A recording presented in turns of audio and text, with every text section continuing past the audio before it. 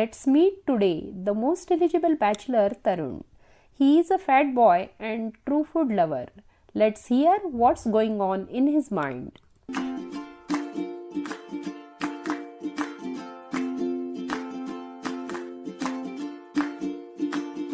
Hello, I'm Tarun. Tomorrow I'm going to meet her. Will she like me?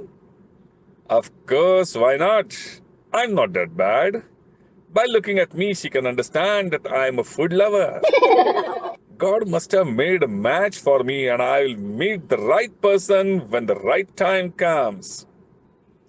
I'm looking forward to meeting her. That's great. Hi, I'm Tarun. Tomorrow I'm going to meet her. Will she like me? Why will she like me? I know what is going to happen. I look so chubby. Many girls have rejected me before. This will be one more girl to reject me.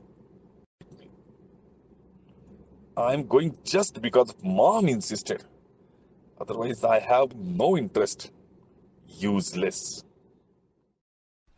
After listening to this, what comes to your mind? Which Tarun sounds like you? First one or second one?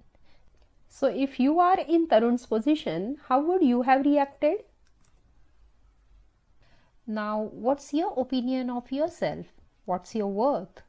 Many questions and one answer.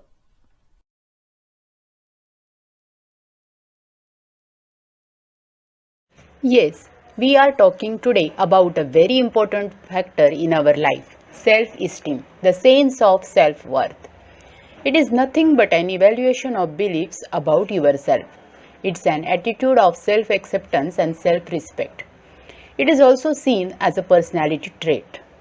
The famous Abraham Maslow's need theory has also included self esteem in his hierarchy of human needs.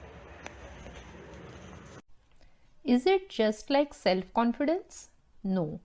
Self confidence refers to your opinion about your abilities and potential. But self esteem, it refers to your opinion about your values and respect for yourself. Let's have a look at high and low self esteem. High self esteem is indicated through secured feeling, accept challenges, face difficulties, and accept failures. Move ahead. On the other hand, low self esteem is indicated through self criticism, self blame, self loathing, reluctance to challenges, fear of failure.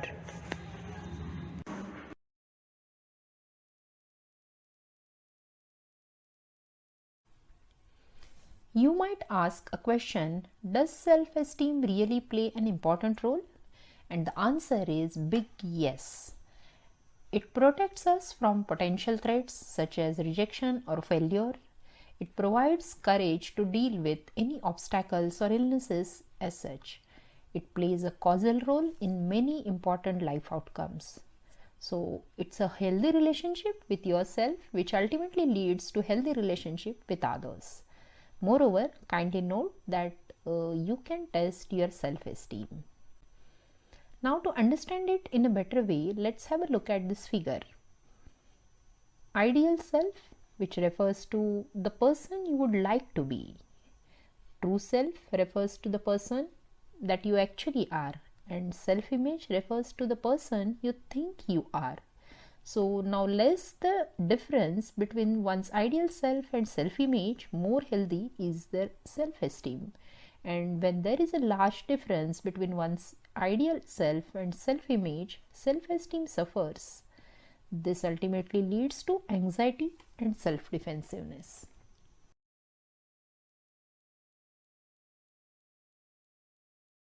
On average, self esteem increases for males and decreases for females over the formative years of life. High self esteem women value close relationships with others. High self esteem men, in contrast, are more emotionally distant and controlled in their relationships with others. People having low self esteem are less motivated to change their negative moods. Self esteem has not been found to be related to objective measures of outcomes such as school achievement, social popularity, and job performance. Boys usually have higher levels of self esteem than girls during adolescence period. Depression, sleep issues, behavioral problems, alcohol usage, eating disorders, mood disorders, and personality disorders has a connection with low self esteem.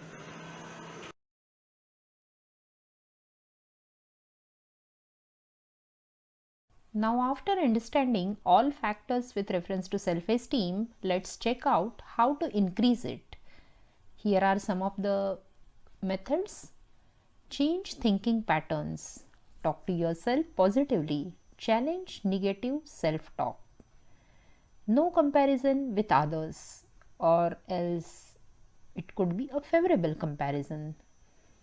Stop worrying and be assertive.